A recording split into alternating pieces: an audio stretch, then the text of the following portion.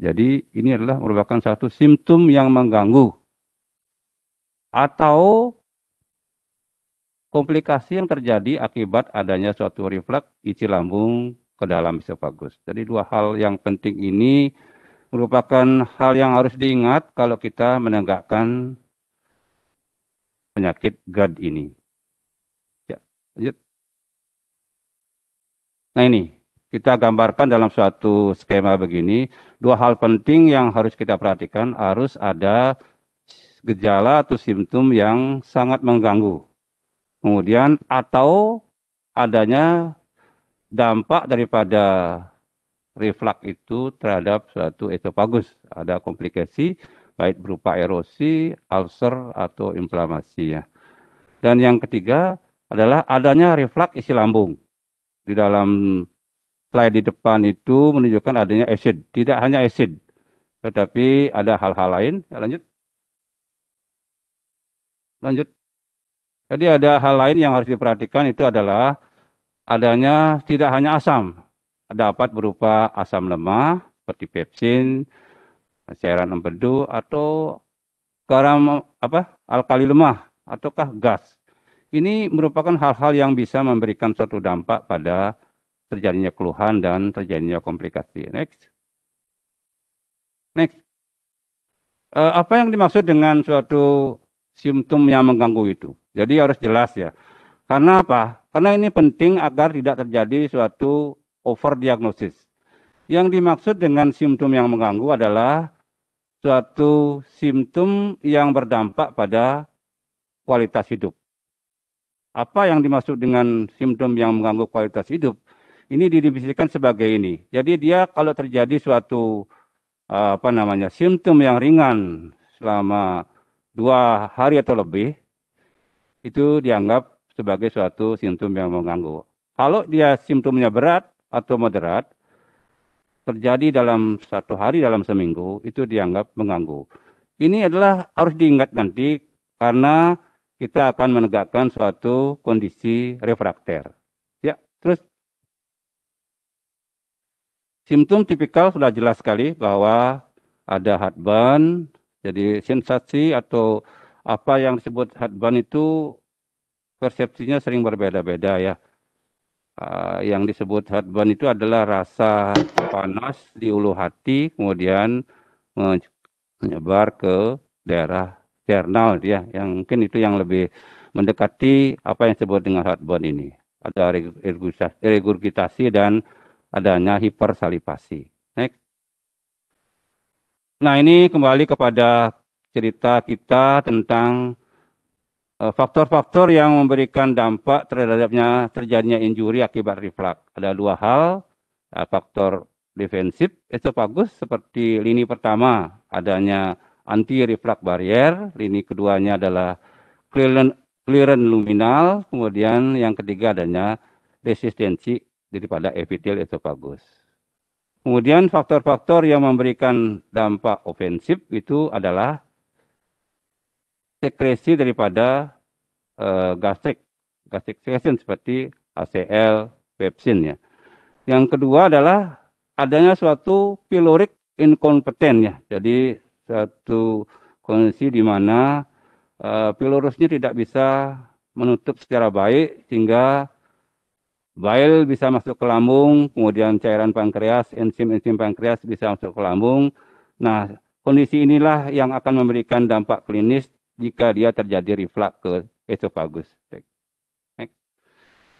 Nah, inilah kondisi yang menggambarkan bahwa bagaimana bisa terjadi reflux dari isi lambung ke esofagus. Hal ini terjadi karena terjadi perbedaan gradien, tekanan gradien antara lambung dan esofagus. Seperti contoh pada penyakit-penyakit tertentu seperti adanya hiatal hernia, kemudian adanya hipotensif daripada lower sphincter esofagus, obesitas, kelambatan pengosongan lambung. Nah, itu akan memberikan suatu pengaruh, kemungkinan akan terjadi suatu pergeseran atau reflux daripada cairan atau isi lambung ke dalam esofagus. Next. Ini kenapa GERD obesity ini perlu diperhatikan.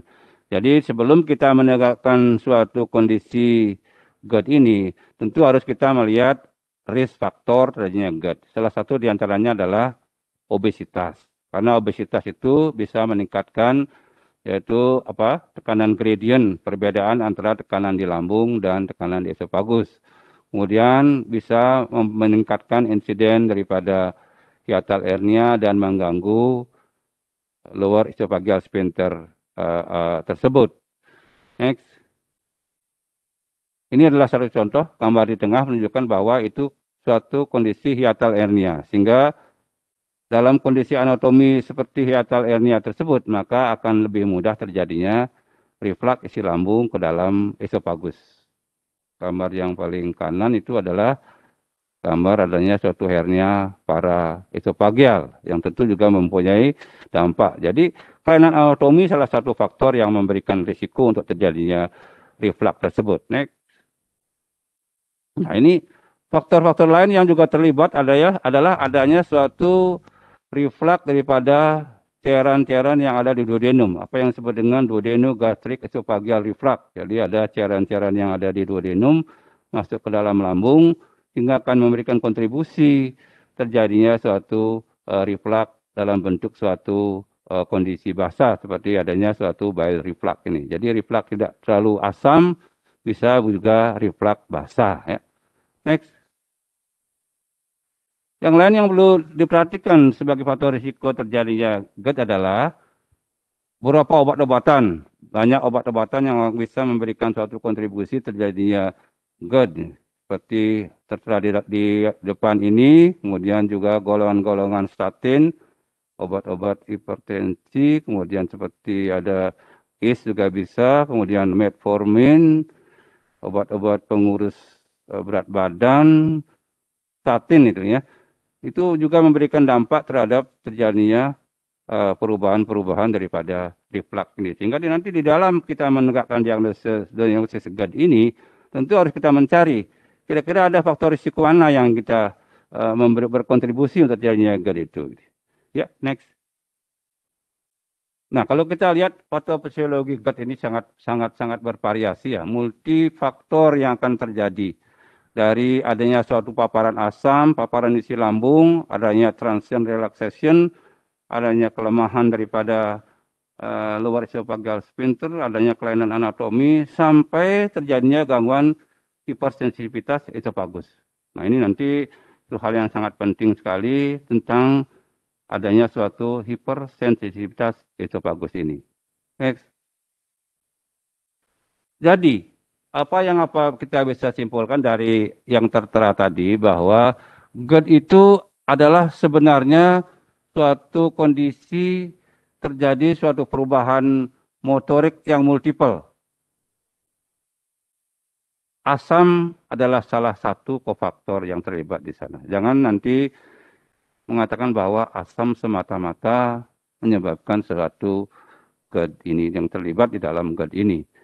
Sehingga penyakit GERD yang kronik relapsing ini, kalau kita memberikan PPA saja, tidak akan bisa menjawab semua. Karena patofisiologinya adalah beragam. Next. Sekarang target apa yang harus kita capai kalau kita ingin mengobati GERD ya. Seperti tadi di dalam pernyataan awal tentang definisi adalah simptom relatif. Jadi kita harus memperbaiki simptom. Kemudian yang kedua, kalau kita terjadi complication, kalau ada suatu erosi atau inflamasi, nah kita harus melakukan suatu healing daripada esophagitis itu sendiri. Kemudian yang ketiga, kita harus mempertahankan kesembuhan itu sendiri. Dan yang terakhir adalah quality of life-nya. Jadi orangnya itu harus tetap mendapatkan suatu quality of life yang memadai. Next. Nah, ini menunjukkan bahwa PPI itu sebenarnya dia memang bagus dia.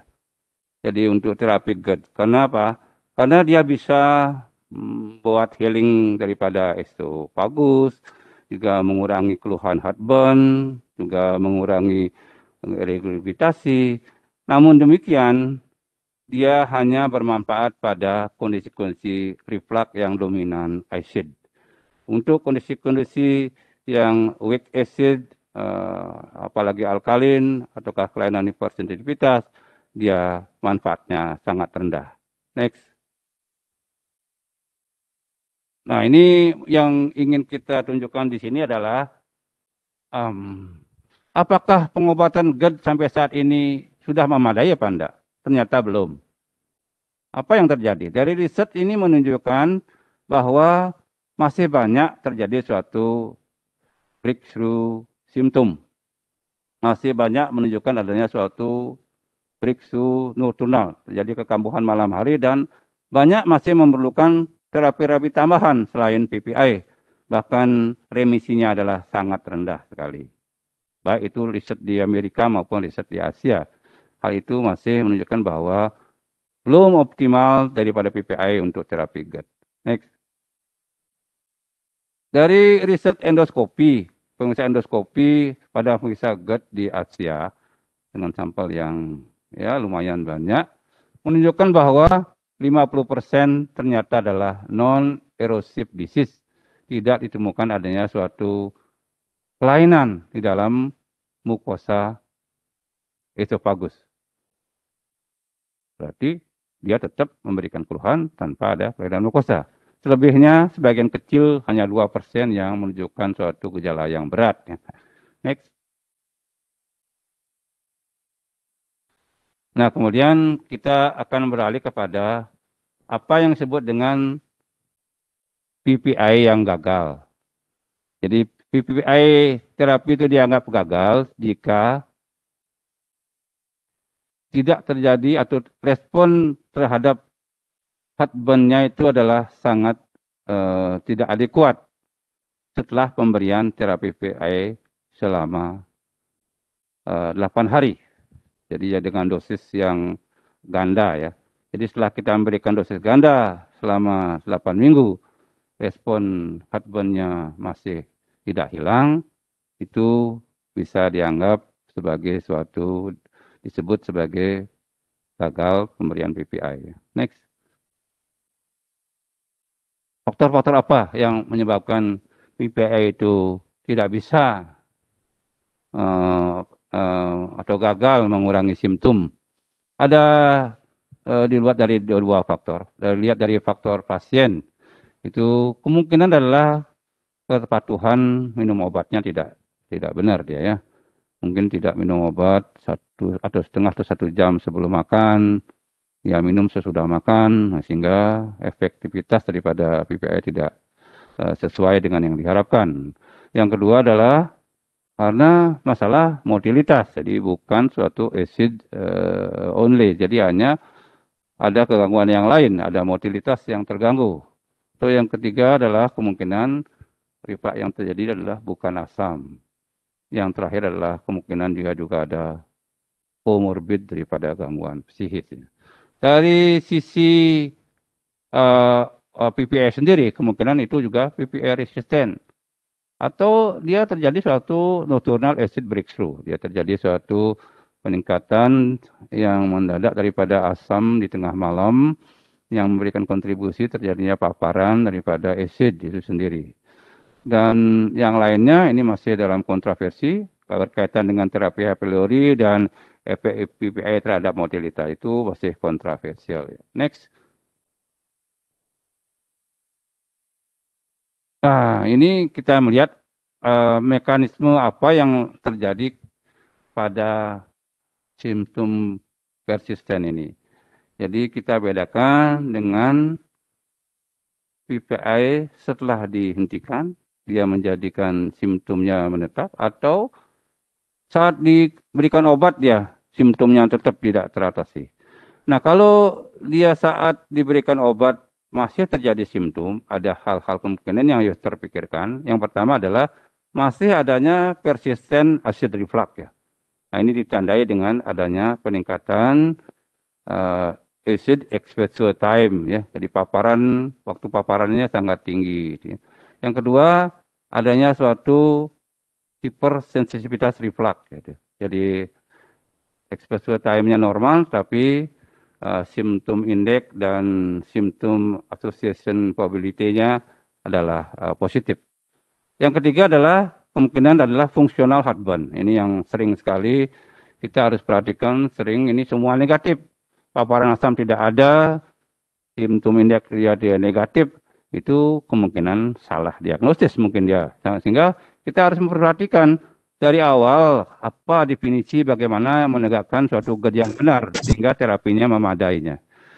Yang lain yang kedua adalah terjadi persisten atau dia kambuh setelah terapi dihentikan. Yang kambuh setelah terapi dihentikan itu adalah kemungkinan PPA dependent ya, sangat tergantung sekali. Yang kedua adalah karena terjadi rebound acid hypersecretion syndrome. Jadi ini adalah suatu kondisi yang hipertrofi daripada sel-sel parietal ya. Next. Nah, sekarang kita masuk ke dalam GERD refrakter. Jadi kita harus sepakati apa sih disebut dengan GERD refrakter itu.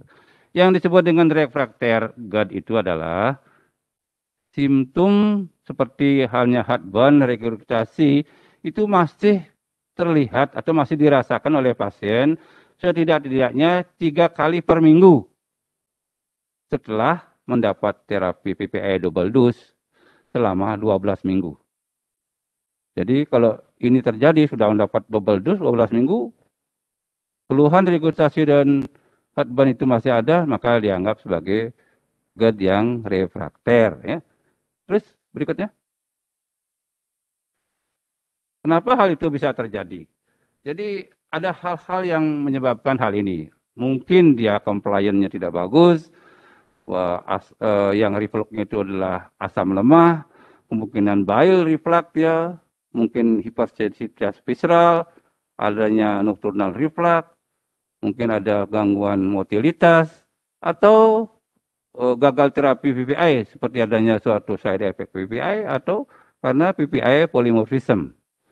Hal inilah yang mendasari terjadinya GERD selain daripada secara patofisiologi yang terlibat dalam terjadinya reflux episode dituduh adalah transient lower esophageal sphincter ya. Itu yang harus dituduh terjadi suatu relaksasi yang sifatnya transient. Ya, berikutnya. Ini penyebabnya. Kalau lihat penyebabnya tadi adalah karena tidak memadainya acid supresi. Jadi terapi yang kita berikan tidak cukup untuk mensupresi asam yang reflux itu sendiri. Mungkin compliance tidak bagus, timingnya tidak benar, polymorphism.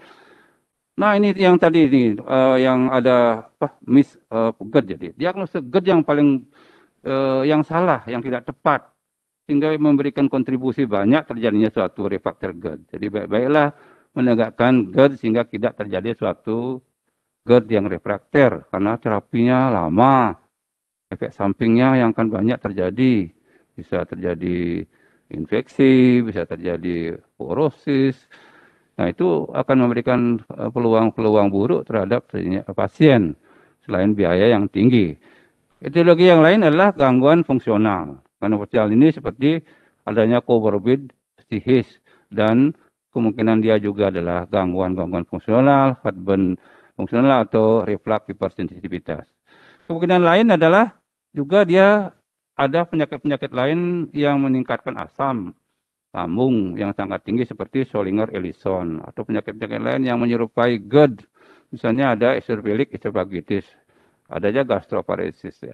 Itu juga berkontribusi terjadinya GERD. Sehingga ini harus diperhatikan juga di dalam kita menata nanti pasien kenapa jadi refrakter dia gitu ya. Next. Yang tidak kalah pentingnya penggunaan PPI sering harus memperhatikan hal-hal yang lebih teliti, terutama pada orang tua. Sering kita teledor memberikannya, kita harus memikirkan adanya comorbid, adanya multiple medikasi, sehingga drug interaction itu perlu dipertimbangkan sehingga bisa meminimalisasi daripada risiko pemberian PPI jangka lama. Next. Nah, apa yang kita harus lakukan kalau kita menemukan GERD refrakter. Jadi kita kalau ketemu GERD refrakter, kita harus melakukan suatu clinical re-evaluation. Apa benar itu GERD pasiennya? Kemudian fungsi-fungsi lain yang lebih teliti, ini mungkin endoskopi dengan menggunakan NBI, endoskopi ultrasonografi, atau kita melakukan satu pemeriksaan manometri, pH monitoring, pemeriksaan bilitek untuk melihat bilirubin, bile refluxnya, pemeriksaan esophageal dependent pH. Ini hal-hal yang harus dilakukan sebenarnya kalau kita ingin melihat itu benar-benar GERD refrakter ya. Next. Ini di dalam kita melihat mendiagnosis GERD itu sering kita menggunakan GERD-Q. GERD-Q itu sebenarnya masih bermanfaat dia digunakan untuk suatu kondisi diagnostik, tetapi dia lebih bermanfaat untuk terutama pada yang acid reflux ya. Kalau untuk yang non acid reflux maka dia akan lebih inferior untuk terutama dalam kita menegakkan diagnosis daripada GERD dibandingkan dengan menggunakan impedan dan pH ya. Next. Ini kabur ya. Jadi ini saya ingin menunjukkan bahwa ada perkembangan untuk mendiagnosisnya dari ROM 2, 3, dan 4. ROM 4 sudah menganjurkan kita untuk menegakkan suatu kelainan refrakter heartburn itu menggunakan pH monitoring dan impedan monitoring ya. Ya, next. Ini. Bagaimana kita menilai refrakter GERD? Jadi, kalau kita ingin menilai refrakter GERD, ini adalah harus kita lakukan. Yang pertama adalah kita lihat strukturnya, karena itulah yang akan memberikan kontribusi kegagalan terapi. Yang kedua adalah faktor-faktor fungsional. Kalau untuk melihat faktor struktural, kita ingin lihat secara endoskopi. Kita lihat dengan upper GI study. Kalau ingin melihat fungsional, kita bisa dengan manometri, high resolution, dengan endoclip, atau dengan gastric scintigraphy. Ya. Next. Nah ini, kita ingin melihat bahwa kenapa bisa terjadi ini adequate symptom relief. Gitu. Jadi PPI itu baik sebenarnya kalau dia acid.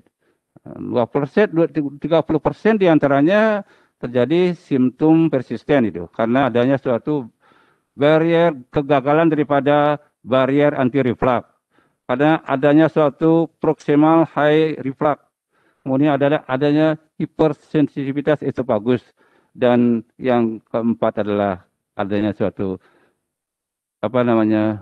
gangguan integritas daripada mukosa esofagus. Hal ini terjadi pada 50% kasus dengan non-acid reflux. Nah, disinilah tempatnya nanti terapi-terapi anti-reflux. Next. Ini tata laksana yang ini baru dirilis 2020. Itu kita melihat dari sisi GERD dirinya. GERD itu kita lihat bahwa kalau ada GERD, bahwa kita harus melakukan terapi empiris paling tidak yang mudah kita lakukan. Jika terapi empiris dalam waktu 2 minggu sampai 8 minggu, 8 minggu, kemudian terjadi persisten simptom, maka kita harus lanjutkan dengan kita anggap sebagai suatu kegagalan terapi PPI. Kalau PPI dianggap gagal, maka kita harus melakukan suatu endoskopi. Jadi endoskopi itu kemungkinan ada lesi yang disebut dengan esofagitis, kemungkinan tidak ada lesi non esofagitis. Kalau yang esofagitis kemungkinannya adalah mungkin PPI polybordon responder, ada Schillinger-Olson syndrome, ada infeksi esofagitis, ada eosinophilic esofagitis, gastroparesis, atau yang non esofagitis itu kemungkinan adalah asamnya yang rendah, atau adanya suatu fungsional heartburn, atau adanya faktor-faktor kelainan anatomi, akalasia mungkin dia. Oke, next. Nah, apa yang kita harus lakukan kalau kita menemukan adanya suatu kegagalan terapi PPI? Bagaimana kita menyingkapi? Kalau kita menemukan kegagalan atau dalam terapi PPI, itu ada beberapa pendekatan yang harus kita lakukan. Dari suatu pendekatan yang mudah tanpa menggunakan suatu alat bantu, itu pertama kita merubah dosisnya. Jadi meningkatkan dosis PPI itu sendiri atau pemberiannya yang benar sebelum makan. Yang kedua adalah mengganti PPI itu. Kemungkinan dia dipikirkan adanya suatu PPI yang polimorfism. Jadi pilihlah obat-obat yang tidak bekerja pada CIWP. Jadi golongan-golongan PPI yang bekerja enzimatik seperti obat-obat aripiprazol ya. Jadi kalau kita memikirkan adanya suatu nocturnal breakthrough, jadi kita tambahkan H2RA blocker ya. Kemudian yang selanjutnya, nah kalau juga tetap ini tidak memenuhi target terapi, goal terapi, maka diagnosisnya perlu dikonfirmasi dengan pemeriksaan yang lebih teliti, pH monitoring, adanya impedan, dan melihat jenis-jenis reflux gitu. Oke, berikutnya. Nah ini cara lain daripada yang mudah tadi itu, apabila itu tidak sebelum kita melakukan suatu pemeriksaan lanjutan seperti pH monitor, nah kita bisa mencoba juga dengan melihat patofisiologi yang ada. Jadi kita tambahkan obat selain kita memberikan PPI, ditambahkan obat-obat sesuai dengan patofisiologi yang kita duga. Kalau kita menduga adanya suatu gangguan di dalam anti reflux, maka kita berikan TLSR inhibitor seperti GABA agonis, seperti obat-obat yang bekerja terhadap lower esophageal sphincter relaxation itu sendiri. Kalau kita menganggap ada suatu gangguan motilitas, maka kita tambahkan prokinetik. Kalau kita menganggap bahwa itu ada suatu gangguan di dalam fearing afferentnya, maka kita tambahkan obat-obat antidepresan. Ya. Itu secara mudah ya. Next. Ini tadi salah satu daripada obat yang sering diberikan kalau kita menduga adanya suatu gangguan transient lower esophageal relaxation, maka kita memberikan obat-obat suatu GABA ya. Salah satu di antara yang di dalam riset sudah akui adalah baclofen ya. Obat-obat GABA yang lain seperti lasogaberan, baclofen itu belum direkomendasi. Yang baru rekomendasi adalah baclofen ini saja. Next. Nah ini yang baik sebenarnya yang dianjurkan oleh dari segala asosiasi gastroenterologi, kita melakukan suatu langkah-langkah monitoring yang baik. Jika kita menemukan gagal terapi, maka kita harus melakukan suatu esophageal impedan dan pH. Jika itu adalah negatif, maka terapinya pilihan adalah pain modulator. Jika refluxnya itu adalah positif, maka kita naikkan dosis. Atau kalau kita melihat ada suatu naik reflux, maka kita tambahkan adanya H2RA pada malam hari. Dan jika asamnya lemah, reflux itu sendiri, maka kita berikan yang kita duga bahwa itu adalah pengaruh daripada lower esophageal hypokinetic atau relaxation, maka baclofen adalah pilihannya. Nah, kemudian untuk yang medical terapinya tetap juga tidak bisa memadai, maka anti-reflux surgery atau endoscopic treatment adalah pilihannya. Jadi ini yang dianjurkan. Next. Tetapi kita tidak semua mempunyai alat untuk pemeriksaan pH dan impedan ya. Nah, ada anjuran pemberian terapi empiris pada refractory GERD itu. Kita melihat adanya keluhan yang terjadi. Kalau keluhan heartburn yang menonjol masih dirasakan setelah pemberian terapi 12 minggu, double dose, maka kita tambahkan H2RA bedtime ya. Kalau masalah regurgitasi yang masih tetap dominan, maka tambahkan baclofen. Kalau keluhannya itu hanya parsial muncul, maka kita tambahkan pain modulator. Ya. Oke, berikutnya. Ini suatu pernyataan yang sangat mengejutkan kita bahwa dari hasil riset gastroskopi dan pemeriksaan monitoring impedan, ternyata bahwa kebanyakan yang didiagnosis GERD refrakter itu adalah sebenarnya tidak GERD ya. Jadi kesalahan di dalam kita melakukan suatu assessment awal ya. Kalau itu benar suatu GERD refrakter, maka kita harus mendapatkan adanya suatu persistent acid atau yang weak acid atau adanya suatu hipersensitivitas itu bagus. Oke, next. Pilihan terapi lain kalau untuk yang low acid yang tidak respon terhadap pemberian medikamentosa, maka pilihannya adalah surgery. Tapi surgery masih meninggalkan suatu keterbatasan karena banyak hal yang harus diperhatikan. Seperti jika ada gangguan motilitas, maka masih belum tepat untuk kita melakukan pembedahan. Dan yang lain adalah setelah pembedahan, pemberian PPI masih tetap diperlukan. Dan hasil akhir daripada pasca operasi bahwa disfagia masih bisa terjadi. Sehingga, terus next. Seperti ini. Yang memilih untuk melakukan operasi itu hanya 5% itu ya. Yang selebihnya adalah ingin menggunakan dengan obat-obatan saja. Nah inilah, walaupun demikian, obat-obatan tidak bisa mengcover semua. Nah inilah tempatnya di sini nanti kita akan memberikan suatu minimal invasif untuk terapi daripada GERD refrakter ini. Kesempatannya masih banyak sekali, sekitar 30% ya. Next. Apa sebenarnya yang harus dilakukan? Harapan dari 30% tadi itu. Kita akan memberikan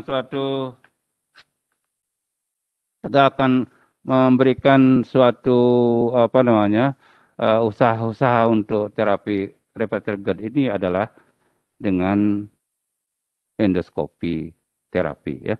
Jadi harapan ke depan kita adalah endoskopi terapi adalah penanganan daripada GERD untuk suatu yang dengan terapi medikal tidak memadai. Telah banyak dilakukan satu riset-riset tentang obat-obat baru terhadap GERD refrakter, namun sebagian besar tidak menunjukkan hasil yang memadai. Next. Nah ini salah satu daripada terapi endoskopi yang bisa dilakukan saat ini adalah radiofrekuen ya, yang terkenal adalah strata. Endoluminal fundoplication. Ini sudah banyak dilakukan. Next. Yang sering dilakukan juga adalah penjahitan ya. Jadi endoskopik gastroplasti. Ada yang di Jepang terkenal adalah anti-reflux mukosektomi. ARMS ini. Sangat terkenal sekali di Jepang dia ini. Ini banyak digunakan untuk terapi-terapi refrakter GERD. Dan juga adalah magnetic sphincter augmentation. Itu banyak dilakukan di Eropa ya. Next. Ini yang terbaru. Jadi suatu laporan yang terbaru di dalam kita terapi GERD yang ini sangat mungkin bisa dilakukan di center-center yang ya kayak Denpasar ini masih bisa dilakukan ini ya. Jadi CBLAT ya. CBLAT ini adalah suatu cara baru untuk melakukan suatu terapi GERD refrakter itu dengan cara mengkombinasi ligasi dan pemasangan klip. Jadi kita lakukan suatu ligasi dulu dan kemudian kita lakukan klip. Hasilnya adalah next. Ya ini. Jadi hasilnya seperti ini. Jadi dia setelah dilakukan terapi CBLAT ini, maka ini dia bisa diperbaiki, lesinya bisa hilang, kemudian kontraktilitasnya bisa diperbaiki. Next. Yang banyak digunakan juga, ini yang center-center yang di Indonesia pasti banyak juga, bisa mengerjakan bahwa ARMA ya, anti-reflux mucosal ablation. Itu dengan menggunakan suatu argon. Jadi kita semprotkan argon pada daerah sekitar daripada hernia hiatal. Maka hasilnya next. Ya ini. Jadi dia hernianya bisa kita hilangkan. Oke. Terakhir, sebagai kesimpulan bahwa penyakit GERD itu adalah penyakit yang kronik relapsing. Multifaktorial, kebanyakan adalah merupakan suatu kelainan motorik. Asam adalah merupakan salah satu di antara sekian faktor yang terlibat.